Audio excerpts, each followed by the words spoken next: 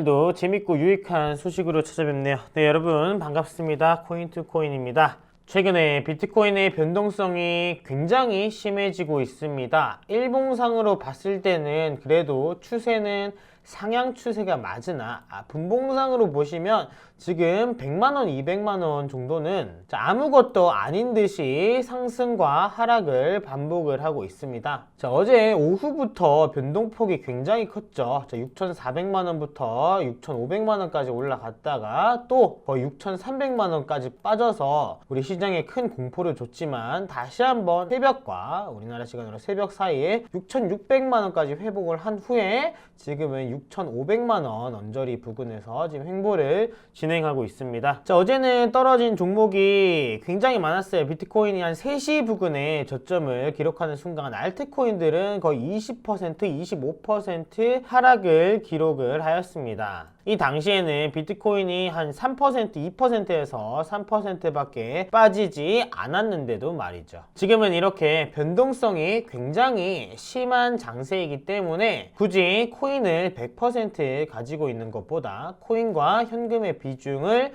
적당히 조절하면서 투자하는 것이 좋을 것 같습니다. 이런 비중 관리와 멘탈 관리를 우리 코인2코인 단톡방에서 꾸준하게 알려드리고 있어요. 우리 아래 링크 단톡방 참여하셔서 여러분들 조금이라도 더 좋은 정보 받아가실 수 있으면 좋겠습니다. 네, 더불어서 이제 추후에 우리 3월 25일부터 우리나라에서 특근법이 시행되죠. 오늘의 영상은 특근법에 관한 영상입니다. 바로 내일 당장 특근법이 25일이니까 25일부터 시행되는데 특근법에 대해서 모르시는 분들도 있을 것 같아요. 특근법은요, 정금융정보법을 줄여서 특근법이라고 하고요. 이 법의 정의는 암호화폐를 가상자산으로 정의를 하고요, 사업자에게 자금 세탁 방지 의무를 지우는 법을 의미합니다. 즉 암호화폐 시장에 암호화폐 거래소에 약간 일정의 규제를 적용해야 한다고 해야 할까요? 아무튼 이런 특근법 때문에 운영하고 있는 거래소 100곳 중 90곳은 폐업할 수도 있냐라는 말로 암호화폐 거래소들이 굉장히 초긴장 상태에 이르고 있습니다. 앞으로 암호화폐 거래소는요, 금융위원회 산하에 신고한 가상자산 거래소만 영업이 가능해집니다. 그런데 그 신고 조건이 만만치가 않아요. 만만치도 않을 뿐더러 원화 입출금 서비스를 위한 실명 계좌 발급을 위해 은행과 계약을 맺어야 하고, 더불어서 한국인터넷진흥원에서 정보보호관리체계 인증 또한 받아야 합니다. 다시 말해서 쉽게 거래소를 운영할 수 있지 않다는 말이죠. 거래소를 운영하는 기준이 굉장히 까다로워졌어요. 일단 지금 가장 중요하게 생각하는 게 실명 계좌죠. 실명 계좌인데, 지금 이 실명 계좌를 운영하고 있는 거래소는 4곳이라고 합니다. 업비트와 빗썸, 코인원, 코빗에 불과하고 있습니다. 실명 계좌를 확인해야지 우리 원화마켓에서 거래를 할 수 있는데, 실명 계좌를 하지 않아도 원화마켓 이외의 마켓은 거래가 가능하지만 우리나라 국내 거래소를 이용하려면 원화마켓이 기본적으로 바탕이 되어야 되겠죠. 하지만 이런 내일부터 당장 시행하는 특근법이 여러가지 소문이 난무하고 있습니다. 그래서 오늘 이 시간에 특근법에 대한 팩트체크도 일부 진행할까 합니다. 일부 커뮤니티에서 근거 없는 소문들이 행해져 있는데 우리 코인2코인에서 다시 한번 팩트를 체크하고 진행하도록 하겠습니다. 우선 3월 25일부터 해당 기준에 충족이 안 되면 즉각 거래소를 폐지를 하냐라고 소문이 돌고 있습니다. 하지만 즉각적으로 폐지는 되지 않습니다. 이런 사업 신고 기간이 유예됐어요. 언제까지냐면 9월 24일까지 유예되었기 때문에 바로 즉각적인 운영 중단은 아니라는 점 말씀드리고 싶네요. 더불어서 두 번째, 한 거래소에서 여러 가지 코인들이 지금 많이 나오고 있죠. 그런데 어떤 코인에 대해서 얘는 이제 거래를 못하겠다, 이 코인은 어떻게 하면 거래를 못하겠다 라는 소문도 굉장히 많이 돌고 있습니다. 그런데 이 특근법 자체는요, 가상자산 사업자의 자금 세탁 방지를 의무화하는 법안이지 투자자를 보호하기 위해 마련된 법률이 아닙니다. 자, 따라서 거래소가 취급할 수 있는 코인에 대해 구체적으로 안내해 드리고 있지 않아요. 그렇기 때문에 어떤 코인이 이제 거래가 안 되겠다, 어떤 코인이 거래가 되지 않겠다 라고 단정 지을 수 있는 요소는 단 한 가지도 없는 것처럼 보이네요. 추가로 이제 과세에 대해서도 말이 많죠. 과세에 대해서 코인에 대해 전송을 하면 증여세를 내야 된다는 말도 소문이 퍼지고 있습니다. 자, 하지만 이제 과세 같은 경우에는 내년 1월 1일부터 이제 코인 관련된 세금을 부과하죠.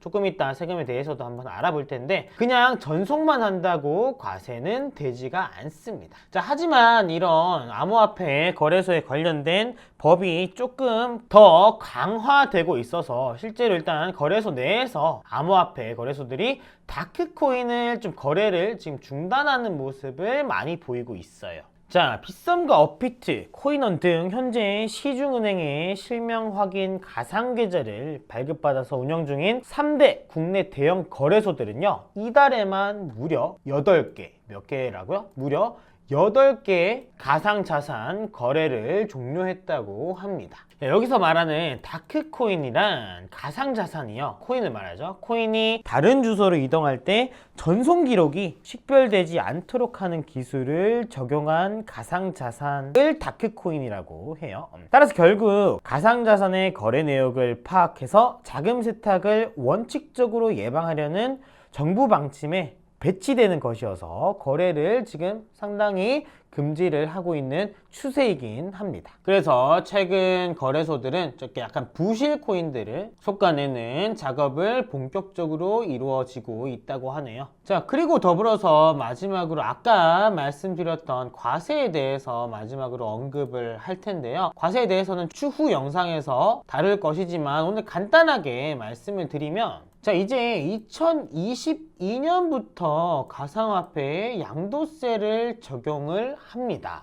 무려 세율은 20%인데요. 아마 지방세까지 더해지면 한 22% 정도가 될 것 같습니다. 자, 공제 금액은 250만 원인데요. 실제로 예를 들어 내가 1000만 원에 해당하는 가상화폐의 수익을 얻었다라고 하면 공제 금액인 250만 원을 제외한 750만 원에 대해서 세율 20%, 약 22%죠? 약 20%라고 하면 150만 원 정도의 세금을 부과한다고 합니다. 자, 가상자산을 팔지 않고 상속하거나 증여할 때도 세금을 내야 하는데요. 자, 하지만 해외 거래소를 이용하거나 개인 대 개인의 확인이 좀 약간 어려워서 실효성에 대한 의문과 일각에서는 주식과의 과세가 차별이라는 목소리도 일고 있습니다. 주식도 현재 이제 내후년부터 양도세가 일정 부분 증가하게 되는데요. 현재까지 확인된 바로는 주식의 공제 금액은